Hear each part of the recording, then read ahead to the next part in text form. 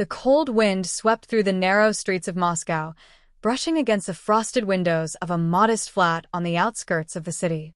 Inside, Sergei Ivanovich sat by the window, his hands wrapped around a cup of lukewarm tea. His flat was quiet, almost too quiet, as if the silence was preparing itself for something dreadful. Sergei had spent most of his life teaching history at a local school, guiding generations of students through stories of empires and revolutions. Now, in retirement, he found himself alone more often than not. His wife, Elena, had passed away 3 years prior. His only son, Dmitry, had moved to the city center, far from Sergei's humble neighborhood. Dmitry had always been ambitious. Since his university days, he chased prestige and wealth with the hunger of someone desperate to be seen. Sergei remembered the early years fondly. He had sold his old car to help pay for Dmitry's tuition, taken extra tutoring jobs to help him move into a better apartment. But somewhere along the way, Dmitry stopped being grateful. The visits became infrequent, the phone calls transactional, and recently, the requests for money had turned into demands. It started small, help with rent. Then it was a small loan for a new car.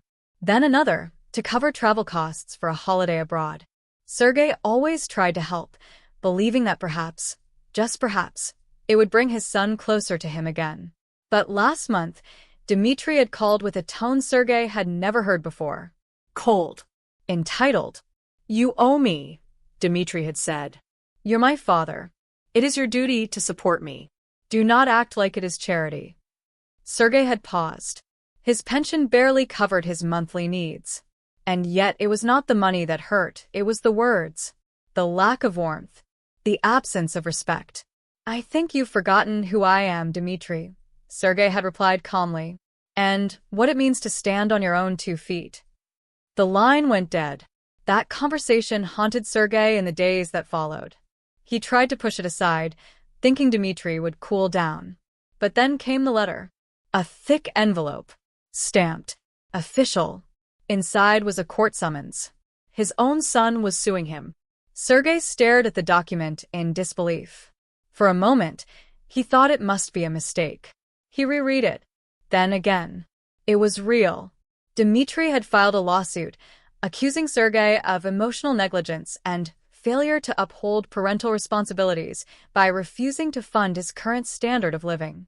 He demanded monthly financial support and reimbursement for expenses he claimed were expected parental contributions.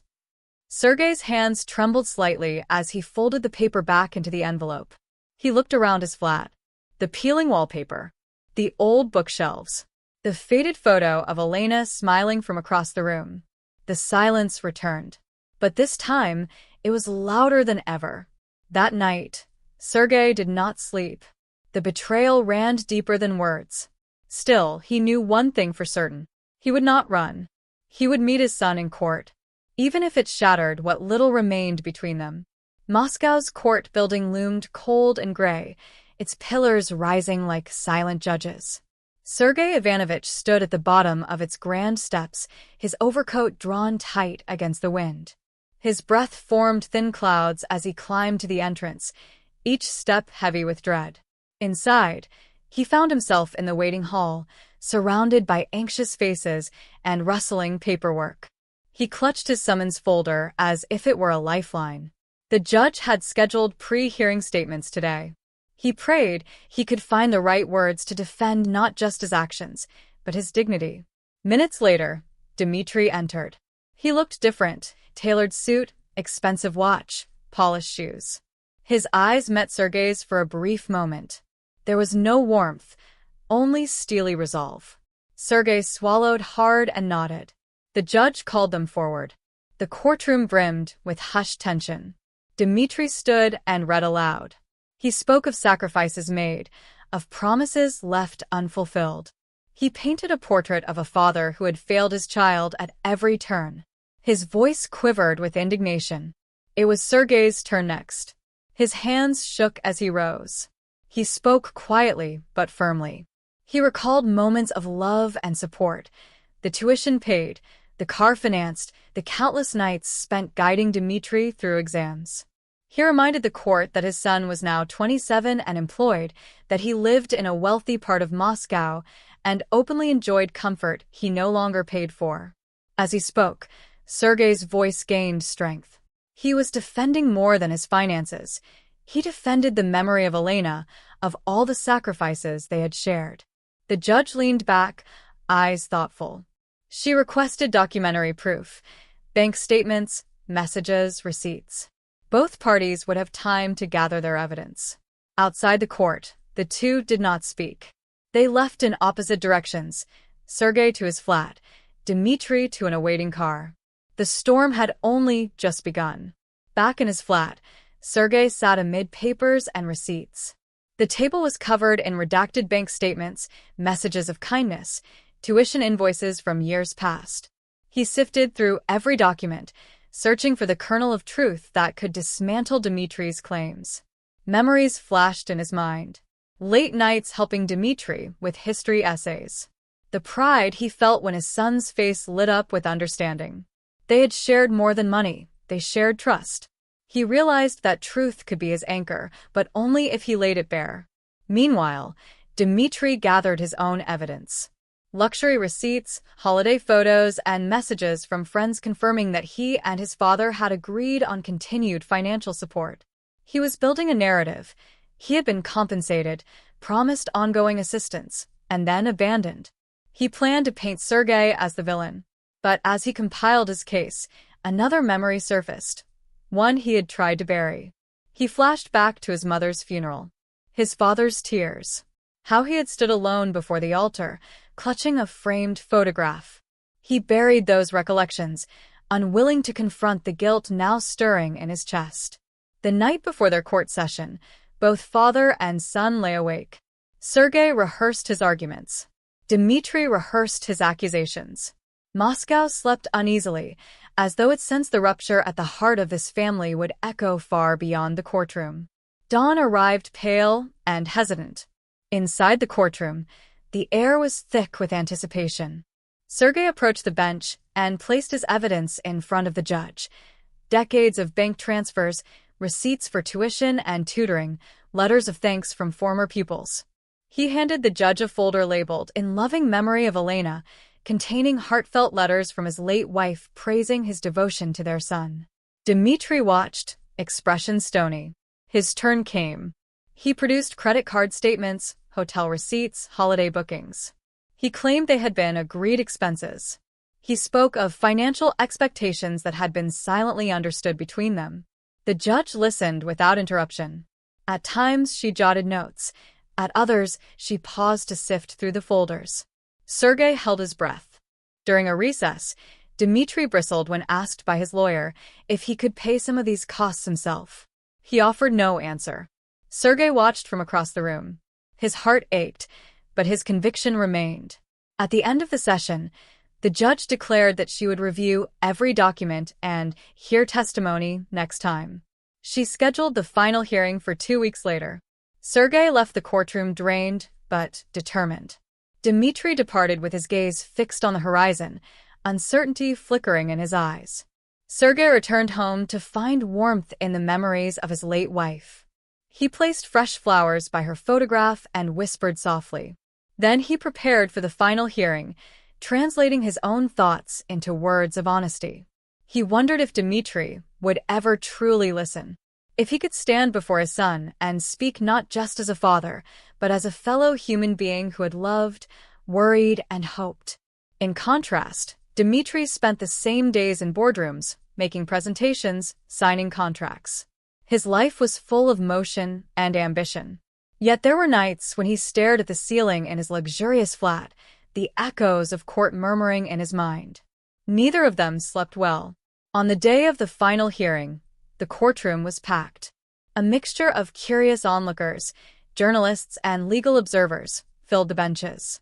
Both father and son stood before the judge once more. Sergei spoke first. He began with Elena's memory, a woman who believed in love over material comfort, who taught their son the value of kindness. He admitted his own mistakes, moments when he had overstepped or intervened too frequently in Dmitri's life. But he insisted these had come from love, not entitlement. He looked directly at his son. His voice trembled, not with fear, but with sincerity. Dmitri then rose.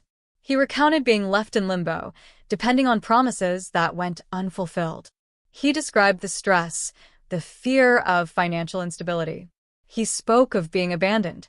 When Dmitri paused, there was a moment of stillness. Sergei's eyes glistened. He knew this was the turning point. Just as the courtroom seemed frozen in tension, the judge gently asked Sergei if he had kept any letters or messages from Dmitri's younger years. Sergei hesitated, then nodded. He handed over a sealed envelope labeled, "To my son, for when you doubt me." The judge opened it and read aloud. Inside were letters Sergei had written to Dmitri during his teenage years. Letters filled with encouragement, pride, and apologies for moments of harshness. In one, Sergei wrote how he believed Dmitri would follow his own path and use wealth responsibly. Another carried a promise, "I will help you until you can stand strong on your own." At those words, Dmitri's composure cracked. He looked at his father openly for the first time. The room held its breath. Just as the courtroom seemed frozen in tension, the judge gently asked Sergei if he had kept any letters or messages from Dmitri's younger years. Sergei hesitated, then nodded. He handed over a sealed envelope labeled, "To my son, for when you doubt me." The judge opened it and read aloud.